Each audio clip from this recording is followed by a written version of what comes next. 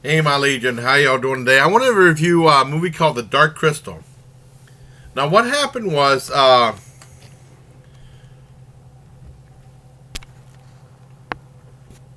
rented this, we rented this as a fan. Whenever The Dark Crystal came out, I know my dad really wanted to see it, even though he hated The Muppet Show. But he said this looked really different. I think he liked the fantasy aspect of it because I know, Maggie, with the whole Muppet thing, I think even though it was PG rated, it was a darker film. And, well, I don't want to get into it right now. I mean, I saw it a long time ago, back in the 80s, maybe 83, 84. It was on Thorny and my home video, and I was surprised because it was made by Universal. And I remember asking, why isn't this on Universal home video?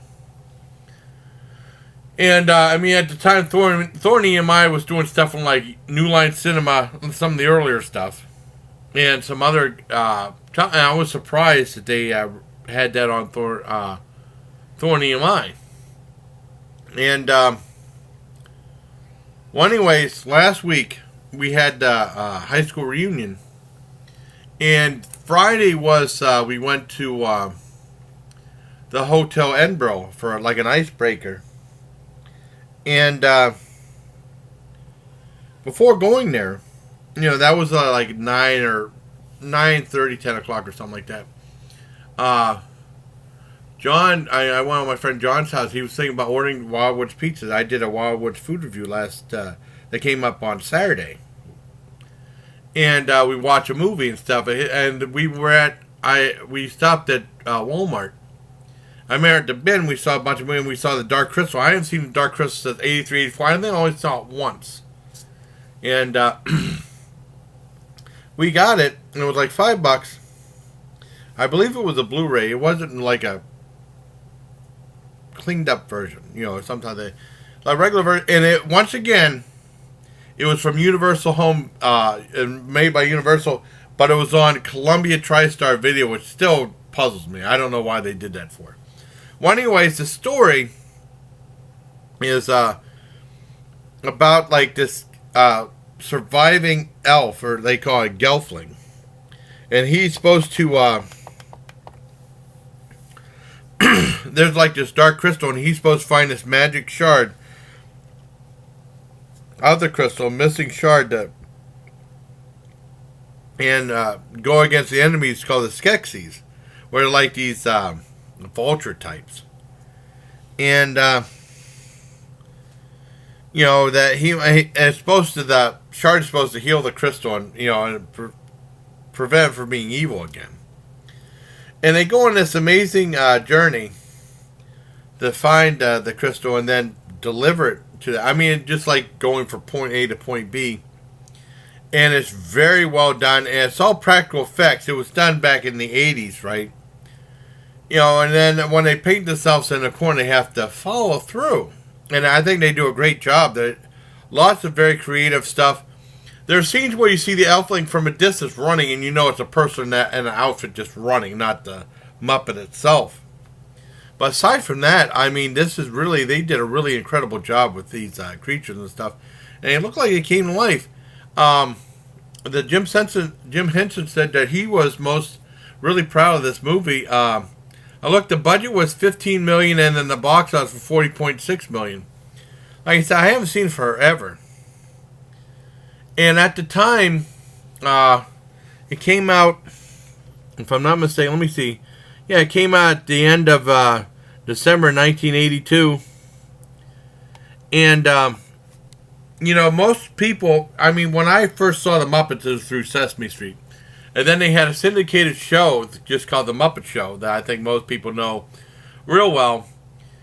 And they had a string of Muppet movies. I know they had a Muppet movie. Now, I don't know if Muppet Takes Manhattan and The Great Muppet Caper came before or after Dark Crystal. I don't remember. I know the original Muppet movie did. That was like 79. With song Rainbow Connection in it. Now, I think a lot of parents took their young kids to see it, and I think they're kind of shocked because there's a couple of scenes. This is more, it's a PG-rated movie. It's a darker film. And there's a couple of scenes that are pretty disturbing, especially when they had, like, this little dude, and they had him strapped, and they had, like, the the like he'd look at the crystal and it look into his eyes and it would drain his like life essence and stuff. That's still pretty. That was a pretty disturbing scene. I don't know. I think parents might have been surprised that some of the violence not too over the top, but really not for little kids, not for anyone under the age of, I don't know, 12 maybe, or maybe 10. It's hard to say back then, but it's a fantastic. That was a very disturbing thing. A scene, but it was very well done. And they have this part where they go to this like sorceress and stuff, and she has like this giant scale model of like her version of the solar system, stuff like that. It's always turning, stuff like that. That was very well done. Yeah, I really enjoyed seeing the Dark Crystal again after all this time. Like I said, I don't do spoilers, and it's a fantastic movie. I give you the gist of the film. I tell you up to a certain point. And then I tell you if it's any good or not. And I really like The Dark Crystal. I think it's a great movie. I give it a 9.5 out of 10. I think it's fantastic. If you get a chance to see it, definitely see it. And then Netflix is doing a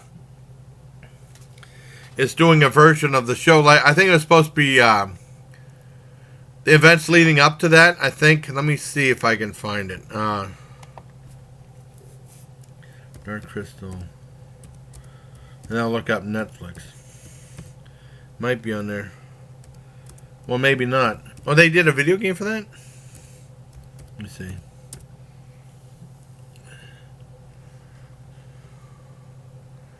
You look up something else.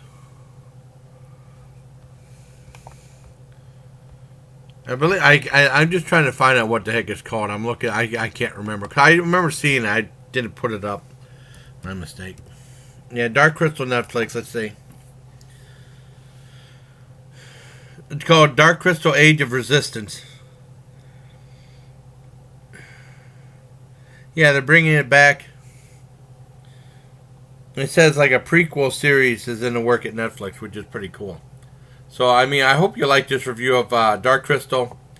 They had something, speaking of Netflix, they had something on...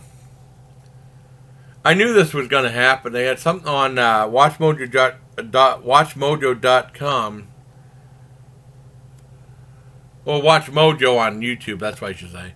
They have cinephile news for like stuff in cinema. And they had said that Netflix is in debt of over $20 billion. And I knew it, they were really pushing for their own programming. And then I guess they had to pay licensing fees and stuff like that because it's not all in-house. So I ended up owing a lot of money, but they're not worried about it. I know that new Netflix, new Crystal, Dark Crystal thing probably put them really over the top because it's all practical effects. Well, there's probably some CGI now. And I guess, John, when I was talking about that, John was saying that nowadays CGI is cheaper than practical effects, which is pretty amazing now, So, I mean, Netflix is in debt too. So, but I hope you like this review. I hope you do. And until next time, bye, please. Take care, my liege.